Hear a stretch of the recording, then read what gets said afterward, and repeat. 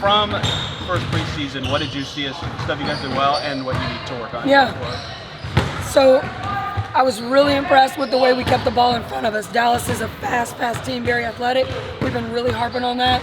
Our goal is to keep 12 dribble penetrations from happening. We had 11, so we won that category. I was really disappointed in the fact that in our transition offense, we want to play with a pace. There were times where we were just trying to look to either give the ball to CC or to E-Dub. Anybody can take it. Our post has got to get down, and we've got to get that's what starts it. Post rim run, and then we just space from there. I mean, they chase Caitlin around. They're going to chase Kelsey around. So you're going to have an opportunity to score in the paint. Is that something about the wings transition defense that coached you into that, or was that you guys just not hitting it the way you wanted? Yeah, we just weren't getting to the right spots. We took some bad shots, but like with 2:19 to go in the game, the only points we had were 2 free throws by Caitlin. Like, we've got to do better than that, and also we've got to get stops. We couldn't get a stop. Game night, travel day, back to work today. It's the first time some of these girls have had a grind of a weekend like this. Can you feel them feeling it out? Oh yeah. So today I think they thought we were going to come in and kind of have like a not a loose practice, but not something, but like this is still training camp.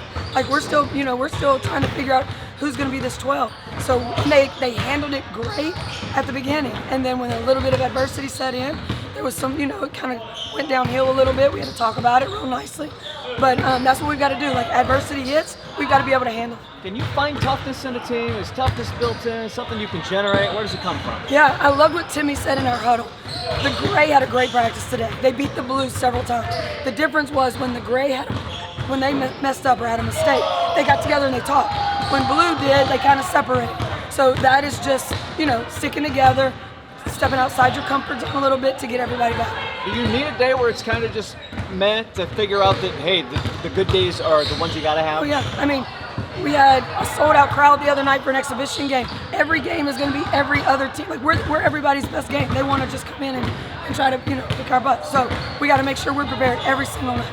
NaLyssa's talking about how the crowd impacted communication, and I assume that was reinforced today in the way in which you guys will have to communicate with all these sellouts. Yeah, I mean, we showed video where there was some times where we weren't on the same page offensively, and so now we have to figure out, like, how do we communicate? We worked on it early in practice. When the point guard says something or I say something, we repeat it. Everybody keeps repeating it, so we don't have that. Defensively, you can't hear, and some of our schemes dictate which side of the floor we go on. So you have to kind of take a look now, because you just can't hear. It's a good problem. How does moving up the game a day earlier because of Pacers impact your training camp schedule? Yeah, I mean, we just had to adjust. I mean, that's what basketball and coaching is, just making adjustments, figuring out what's best for these guys. We're gonna give them off on Tuesday. So, I mean, they haven't had a day off. They had media day on their last day off, and then we traveled yesterday. So they need a full day off where they can just refocus, refresh, and get a good start. Does the prospect of playing in all these full arenas change maybe how you got to call the game a little bit? You talk about communication, but maybe you have to really look at how you go about getting plays and making adjustments on the fly? Yeah, we're figuring that out as coaches as well. Just figuring out how the best to communicate to these guys. Having started in a hostile environment in the preseason, is that getting you more excited for what Gabriel Fieldhouse is going to be like this season? Oh yeah, can't wait. I mean, every day I'm talking to Dr. Barber or Lynn, and they're talking about the number of tickets that are being sold, and I mean, it is going to be an incredible environment. And I know our players are going to show up, and they're going to play as hard as they can, give everything they have on the court. But just even going into other arenas, I mean, it's the same environment. I mean, it was like the WNBA Finals environment the other night. It was so exciting. Coach, you wanted to be growing up this year? Is that your invitation? How did that all get? Yeah, you got Coach Fortner here. Just what does it mean to have her here, number one? Yeah. But the influence, she said, not just on you, but on the game as a whole. Yeah. It's a very big deal to have her see what this has turned into. For sure. I mean, she was here before. She's, an Olympic gold medal coach. I went to her camps at Louisiana Tech when I was younger. I wanted to be that lady right there. So just to have her, I'm going to go down and get to spend some time with her and talk to her about what she saw today, how I can be better, what she sees. Katie Luch, we trained for pregame Friday, and it didn't look like she was practicing too much today. Just what went down with that, or how long? Yeah, just a little minor setback. I mean, she's going to be day to day. She was able to get some shots up. Just want to make sure she's good to go when Todd gives me the okay. How's Kelsey doing? Is she making progress as well? She's making great progress. Got a great, had a conversation with our trainer. He thinks we can even move it up a little bit from what he thought before, which is great news for us.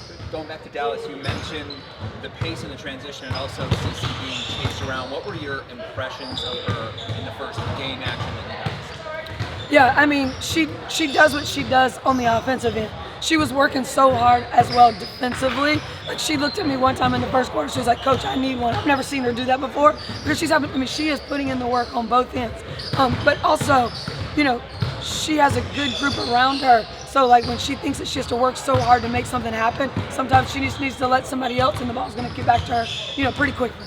There's been a lot of talk about Caitlin's transition. How is it also a transition for you to like learn how to coach her in a game situation, like when she called for a sub?